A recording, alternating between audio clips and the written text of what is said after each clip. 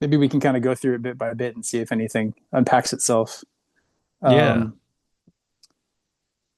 so the first bit, like the first thing that comes to the first thing that comes up is they're soldiers and they're finishing their tour of duty and they're on their way home.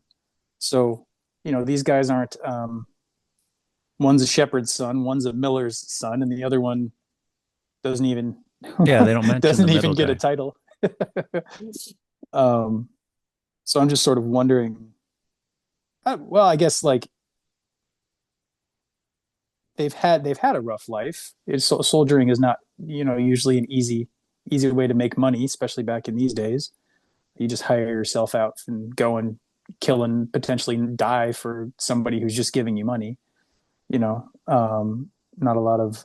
I guess there's honor in that, or there's glory if you do well. But if you're just sort of one of the grunts with the sword, like you're Mm. putting your life on the line just for some money. Hmm. Um, but I guess they've done well enough, and they're going home, and they build this bonfire in the night to protect themselves. So they're kind of like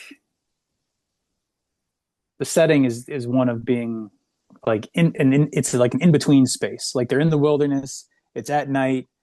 They've got a fire of protection on their way home, but they're not home yet.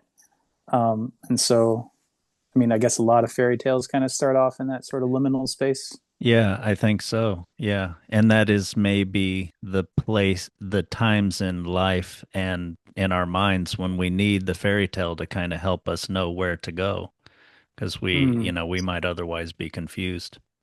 And yeah, yeah, in their lives too, they're in a transitional time, right? They've stopped one thing, they don't know what the next thing is, so they're just going home.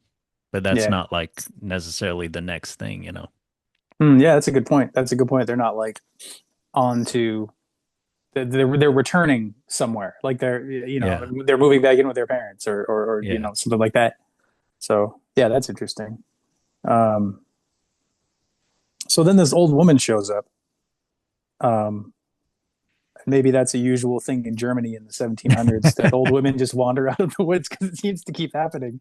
Um, but um, I want to see a parallel with the old woman and the turnip princess, where it's some part of themselves that is coming up to ask for care and attention, ask for a place to warm her bones, Mhm. partake of. So these soldiers have built a fire to keep themselves warm and safe, and then this woman wanders out of the darkness, unattractive woman, old woman, doesn't stereotypically.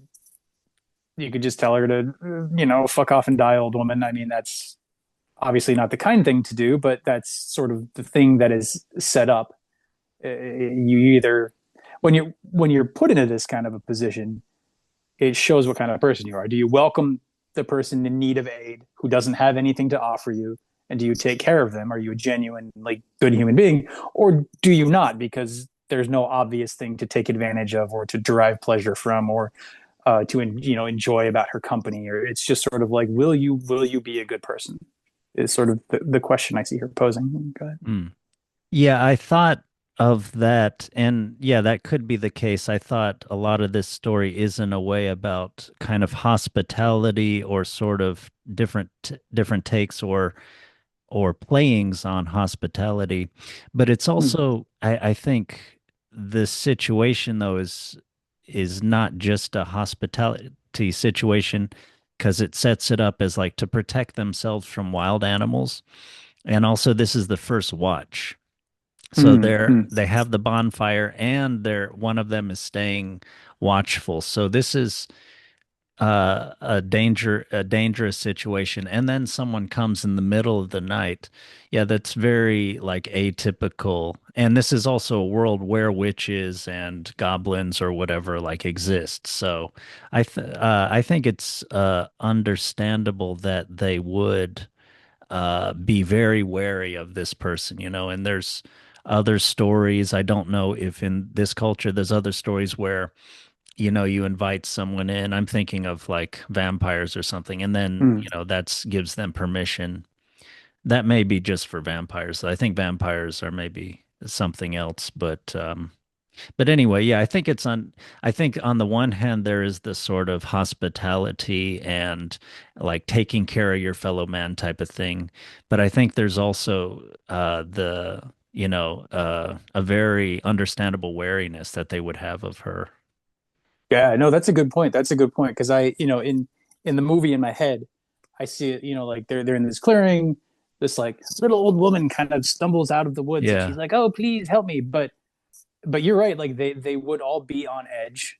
They, like as you said, your point about them keeping watch because it's a dangerous place, like that's a good point. That's a different that puts a different tone on the scene.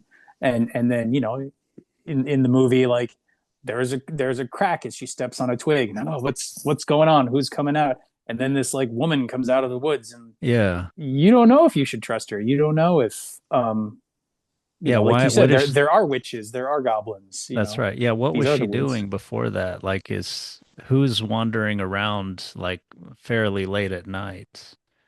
Yeah, Like yeah.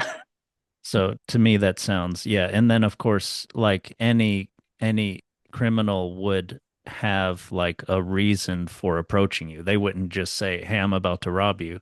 Be like, "Excuse me, do you have the time?" Like, "Okay, or oh, I'm just I'm lost. I was trying to make my way to the train station, blah blah blah, so hmm Yeah, yeah, and then definitely yeah, this is a suspicious. world with witches, so just because she looks like a harmless old lady doesn't mean she is.